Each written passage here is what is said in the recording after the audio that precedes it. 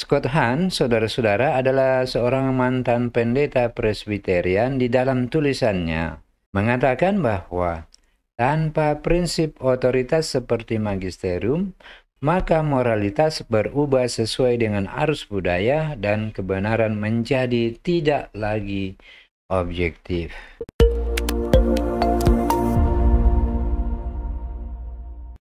Salve, saudara-saudara. Video ini saya tujukan kepada saudaraku yang Katolik sebagai sharing informasi, dalam rangka memperteguh iman kita sebagai umat Katolik. Inilah Vox Veritatis, suara kebenaran. Alkitab tanpa magisterium adalah ibarat hukum tanpa hakim. Jadi maksudnya begini, saudara-saudara. Di dalam suatu negara yang mempunyai kitab hukum, tetapi tidak mempunyai hakim untuk mengatakan ini yang benar dan ini yang tidak benar, maka ya sama saja. Negara itu rakyatnya sama-sama akan menafsirkan hukum sendiri-sendiri menurut pemahamannya sendiri. Maka akibatnya adalah negara akan kacau balau dan terpecah belah. Dan itulah sebabnya saya akan membahas di sini hakim rohani yang ada di dalam gereja Katolik, yaitu magisterium dengan otoritasnya. Mari kita lanjutkan. Nah, seperti biasa saudara-saudara, di bagian awal kita akan melihat terlebih dahulu apa saja yang akan kita bahas di dalam video ini. Di hadapan kita ada 6 poin yang kita akan bahas pada kesempatan ini. Ke-6 poin ini adalah poin-poin utama dari topik magisterium yang akan kita bahas pada kesempatan ini. Yang pertama adalah apa dan siapa magisterium. Yang kedua, bentuk-bentuk magisterium. Yang ketiga, apa yang dimaksud dengan infalibilitas paus. Yang keempat, tugas-tugas magisterium dalam gereja Katolik. Kemudian yang kelima, manfaat kehadiran magisterium. Dan yang terakhir, bahaya-bahaya yang dialami oleh gereja-gereja yang tidak mempunyai magisterium. Baik, saudara-saudara, mari kita lanjutkan. Kita masuk pada poin yang pertama, apa dan siapa magisterium. Magisterium berasal dari bahasa Latin, yaitu dari kata magister yang berarti guru. Dalam konteks gereja Katolik, magisterium adalah otoritas resmi gereja Katolik untuk mengajarkan kebenaran iman dan moral secara sah dan mengikat. Mengikat bagi siapa? Adalah mengikat bagi seluruh umat Katolik di seluruh dunia. Menurut definisi KGK nomor 85, tugas untuk menafsirkan sabda Allah baik yang tertulis maupun yang disampaikan secara lisan telah dipercayakan secara eksklusif kepada magisterium. Jadi saudara-saudara, magisterium ini ada karena memang terdapat di dalam dokumen gereja Katolik. Kita lihat di poin yang kedua. Siapa-siapa saja yang ada di dalam magisterium ini? Yang pertama adalah paus, dalam hal ini uskup yang berkedudukan di kota Roma. Jadi saudara-saudara, di dalam gereja Katolik, siapa yang menjadi uskup Roma? Dialah yang akan menjadi paus bagi umat Katolik. Paus sebagai uskup Roma adalah pemimpin tertinggi magisterium karena kedudukannya sebagai penerus Santo Petrus. Jadi saudara-saudara, ada waktu-waktu tertentu di mana paus yang berkedudukan di Roma itu duduk di tahta di kursi kebesaran Santo Petrus. Dan apabila dia sudah duduk di kursi itu, maka dari sanalah biasanya muncul yang namanya infalibilitas keputusan yang diambil oleh Bapak Suci atau Bapak Paus. Mempunyai otoritas penuh, tertinggi, langsung, dan universal. Yang kedua, saudara-saudara, siapa lagi yang disebut sebagai magisterium? Yaitu para uskup yang bersatu dengan Bapak Paus. Jadi maksudnya di sini saudara-saudara ada catatannya. Para uskup ini hanya bisa menjadi magisterium tetapi di dalam persatuannya dengan Bapak Suci, Bapak Paus. Secara sendiri-sendiri, para uskup tidak dapat menjadi magisterium. Tetapi apabila mereka sudah berkumpul di dalam suatu konsili misalnya, dan di situ ada paus, disahkan oleh paus konsili tersebut, maka di sanalah kekuasaan uskup berubah menjadi magisterium. Jadi saudara-saudara, nanti akan kita lihat juga ada apa itu magisterium biasa dan apa itu magisterium luar biasa. Yang ketiga, siapa lagi yang mempunyai otoritas sebagai magisterium? Konsili Ecumenis, pertemuan resmi para uskup sedunia yang dipimpin atau disahkan oleh Paus, bukan kumpulan sendiri-sendiri yang dibuat sendiri-sendiri. Nah, kita lihat saudara-saudara, ini adalah ringkasannya, struktur magisterium. Kemudian saudara-saudara kita masuk pada poin yang kedua, bentuk-bentuk magisterium. 1. Magisterium luar biasa atau extraordinary magisterium. Ini terjadi ketika Paus menyatakan suatu ajaran secara infalibel, tidak mungkin salah dari tahta kebesaran Santo Petrus yang biasa kita sebut sebagai ex cathedra. Di slide berikutnya kita akan bahas tentang infalibilitas ini, dalam hal apa dan kapan itu terjadi. Konsili Ekumenis yang sah dan diakui oleh Paus mendefinisikan ajaran iman dan moral secara dogmatis. Dogmatis, dalam kata lain saudara-saudara, dogmatis kira-kira sama dengan akidah, sesuatu yang sifatnya mendasar dan tidak dapat berubah. Sebagai contoh, dogma Maria dikandung tanpa noda dosa, dikeluarkan tahun 1854. Kemudian yang kedua, Maria diangkat ke surga tahun 1950. Kedua dogma ini sifatnya tetap dan tidak dapat berubah. Dari Konsili Vatikan yang pertama, Pastor Aeternus 1870. Ketika Paus berbicara secara ex cathedra, ia memiliki infalibilitas. Apa itu infalibilitas? Sekali lagi saudara-saudara, kita akan lihat pada slide selanjutnya. Sekarang kita masuk pada poin yang kedua, bentuk-bentuk magisterium di poin yang kedua, magisterium biasa atau ordinary magisterium. Pengajaran sehari-hari oleh Paus dan para uskup di seluruh dunia yang konsisten dan universal dalam hal iman dan moral. Magisterium biasa bukan bersifat infalibilitas, tetapi merupakan pengajaran yang sifatnya konsisten dan universal dalam hal iman dan moral. Dan hal ini patut dan wajib diakui, wajib diikuti oleh seluruh umat Katolik di seluruh dunia. Apa yang dikeluarkan oleh magisterium biasa ini tidak selalu dinyatakan secara dogmatis, tetapi tetap mengikat saudara-saudara. Contoh, pengajaran moral tentang kesucian hidup dan sakramen-sakramen. Walaupun tidak selalu berbicara secara dogmatis, pengajaran sehari-hari juga wajib diterima dengan segala hormat oleh seluruh umat Katolik di dunia. Katekismus Gereja Katolik nomor 892. Nah, sekarang kita pindah ke poin yang ketiga. Apakah yang dimaksud dengan infalibilitas? Infalibilitas adalah karunia Roh Kudus yang mencegah Paus dari kesalahan pada saat mengajar secara resmi dari kursi kebesaran Santo Petrus tentang iman dan moral sebagai gembala dan guru seluruh umat beriman. Definisi-definisi itu dari Bapak Paus tidak dapat sesat, eksese, bukan karena persetujuan gereja sehingga dianggap tidak sesat, tetapi karena bantuan Roh Kudus yang dijanjikan kepadanya dalam pribadi Santo Petrus. Jadi, saudara-saudara, supaya jangan Anda lagi salah paham tentang infalibilitas apa yang ditetapkan oleh Bapa Suci, karena di luar sana ada yang mengatakan bahwa segala sesuatu yang dikatakan oleh Paus itu adalah infalibel, tetapi sebenarnya tidak seperti itu. Nah, apa yang dimaksud dengan infalibilitas dalam ketetapan yang dibuat oleh Bapak Paus? Infalibilitas itu menyangkut tentang dua hal, yaitu persoalan iman dan moral. Contoh kasusnya seperti ini. Ada penafsiran Alkitab yang sulit, sehingga keputusannya akan dibawa ke dalam keputusan para magisterium, dalam hal ini Bapak Paus dan para uskup. Bapak Suci atau Bapak Paus duduk di kursi Santo Petrus, kursi kebesaran.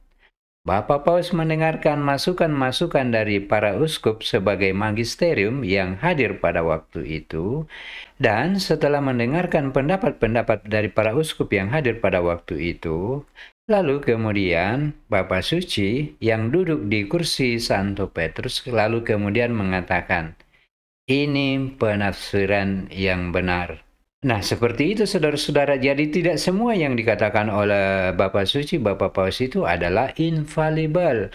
Hanya persoalan iman dan moral gereja Katolik. Persoalan-persoalan lain, misalnya dalam bidang sains, tidak termasuk di dalam bagian dari infalibilitas.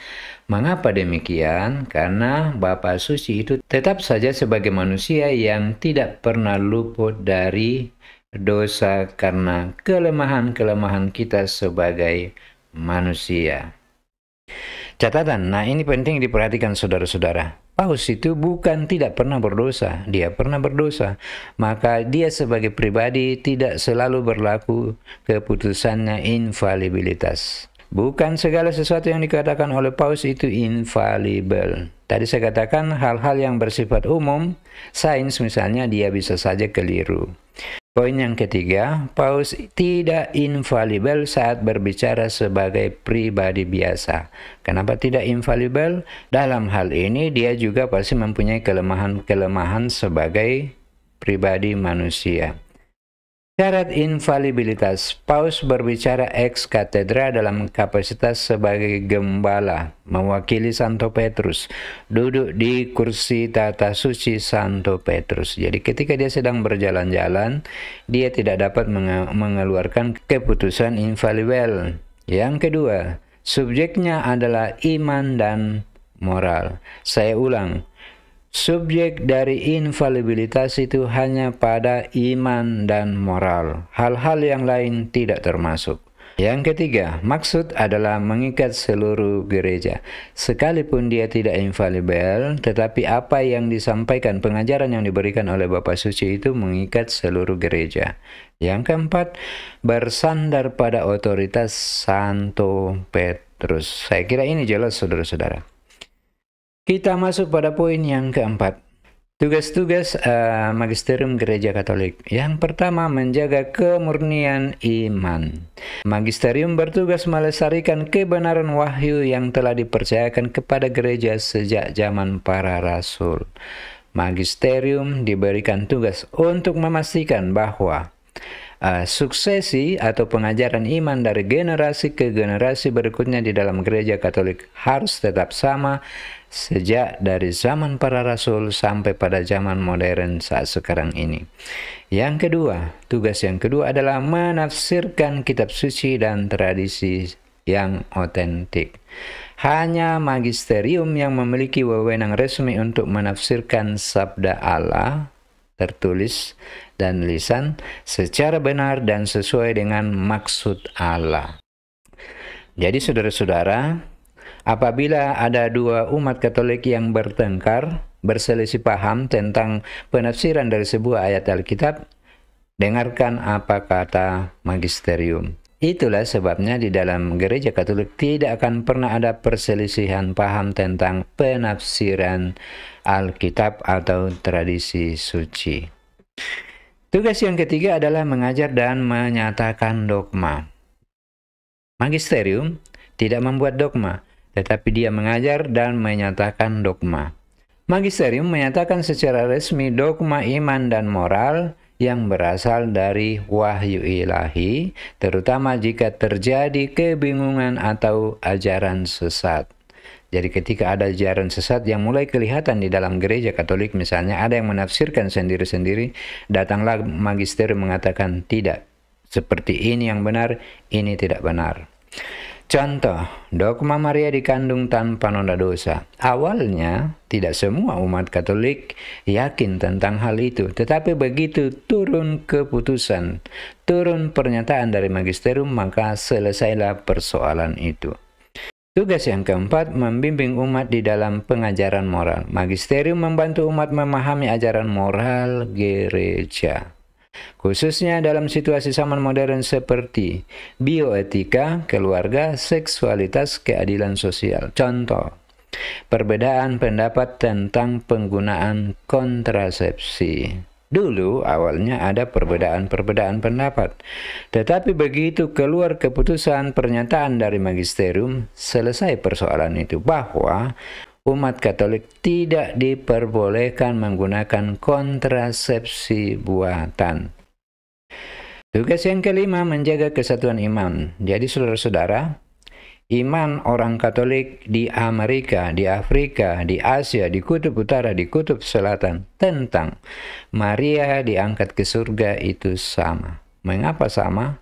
Karena itu adalah ajaran yang diberikan oleh magisterium Gereja Katolik. Itulah salah satu tugas magisterium, menjaga kesatuan iman, meneguhkan dan menguatkan iman umat. Ketika umat itu terjadi misalnya mengalami pasang surut iman, maka pengaruh magisterium itu luar biasa sekali di dalam meneguhkan iman. Contoh, kedatangan Bapak Suci baru-baru ini, Bapak Suci Bapak Paus Fransiskus, ada sebagian orang yang sebelumnya sudah keluar dari Katolik dan kemudian pindah kembali ke Gereja Katolik. Lukas 22 ayat 32, bila engkau sudah insaf, kuatkanlah saudara-saudaramu, kata Yesus kepada Petrus. Inilah tugas inilah yang kemudian diemban oleh para magisterium. Poin yang ketujuh, saudara-saudara, adalah tugas-tugas dari magisterium Gereja Katolik mengajar di dalam berbagai bentuk. Bentuk yang pertama adalah paus dan konsili ekumenis atau magisterium luar biasa.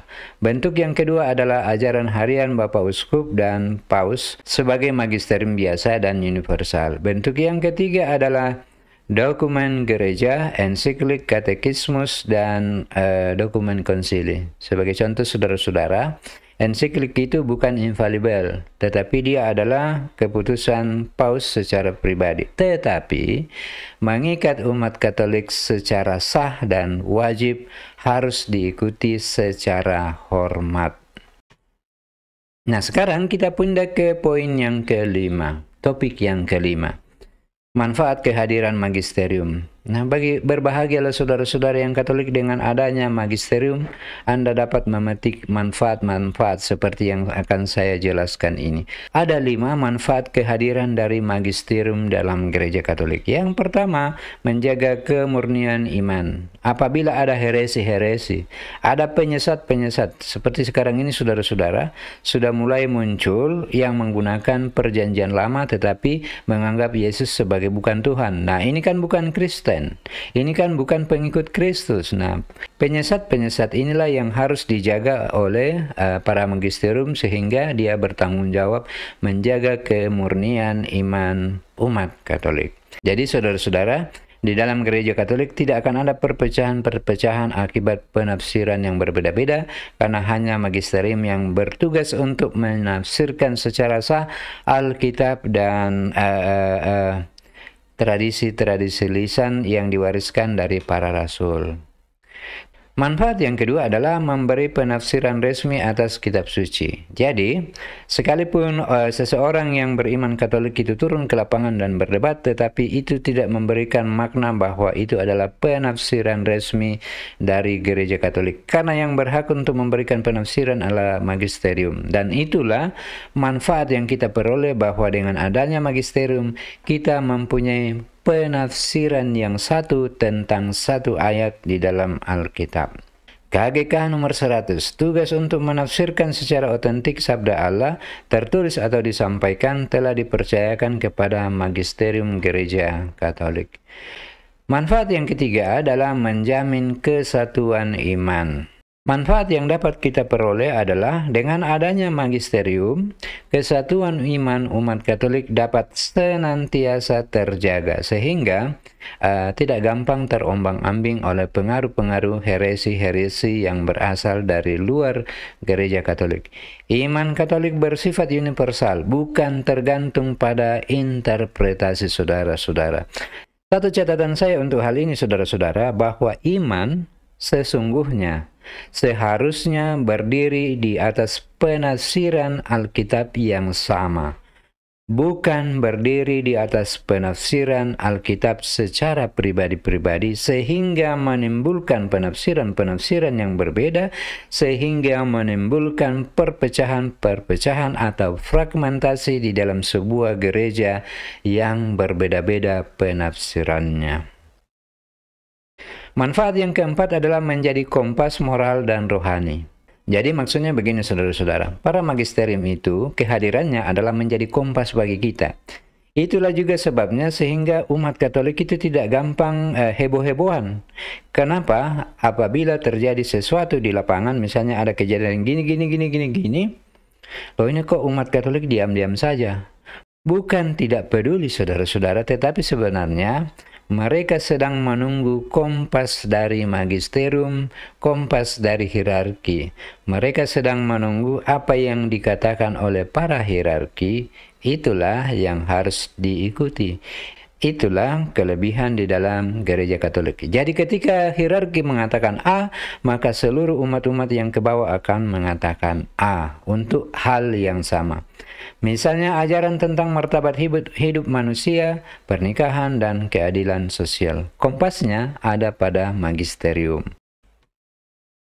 Manfaat yang kelima adalah menjadi penjaga tradisi dan wahyu. Magisterium tidak hanya menjaga kitab suci, tetapi menjaga dan menyampaikan tradisi suci yang hidup dalam gereja sejak zaman para rasul.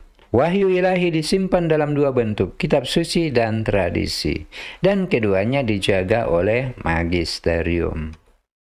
Nah, sekarang kita masuk pada bagian yang keenam. Ini hal yang sangat penting saudara-saudara. Saya tidak hendak berpolemik dengan mengatakan bahwa gereja yang tidak mempunyai magisterium itu adalah sesuatu yang tidak pas, tetapi nyatanya saudara-saudara, ketika gereja tidak mempunyai otoritas magisterium, ada banyak hal-hal yang dapat dihadapi di dalam proses perkembangannya.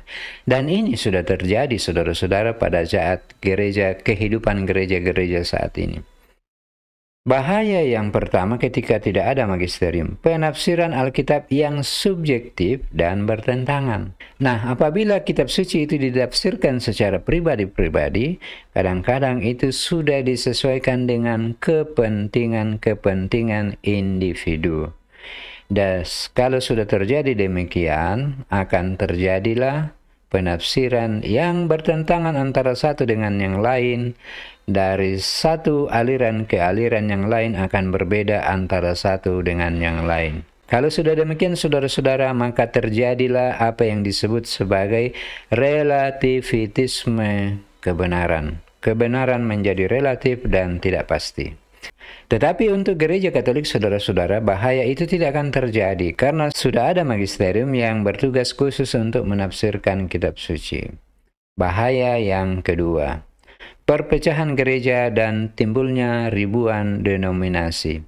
Karena tidak ada otoritas terpusat yang mengikat gereja-gereja non-Katolik, maka seringkali terpecah-pecah, terserak-serak menjadi banyak denominasi. Saat ini telah muncul ribuan bahkan puluhan ribu denominasi di seluruh dunia.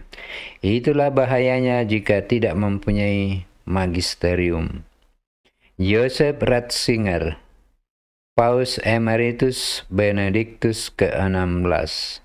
Tanpa otoritas gereja, penafsiran iman menjadi terbuka untuk manipulasi pribadi, menyebabkan fragmentasi yang tidak terkendali.